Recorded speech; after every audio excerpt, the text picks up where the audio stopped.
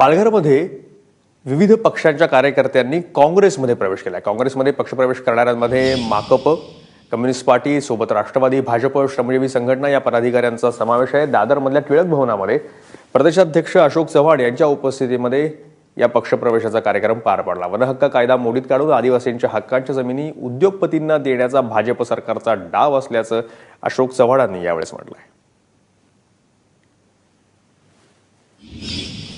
ज्या जमिनी आपल्याला मिळायला हव्या होत्या त्या असो, जमिनीच्या पट्ट्याचा विषय असो, हे सगळे विषय आदिवासी भागातल्या जनतेचे ज्वलंत प्रश्न आहेत, जे विद्यमान सरकारने मोडीत काढून तुमच्या जमिनी तुमच्यापासून वंचित तुम्हाला ठेवायचं आणि मोठ्या उद्योगपतींच्या घशामध्ये या जमिनी घालण्याचा उद्योग या विद्यमान सरकारने आल्यापासून हळूहळू हे काम सुरू केलेलं आहे.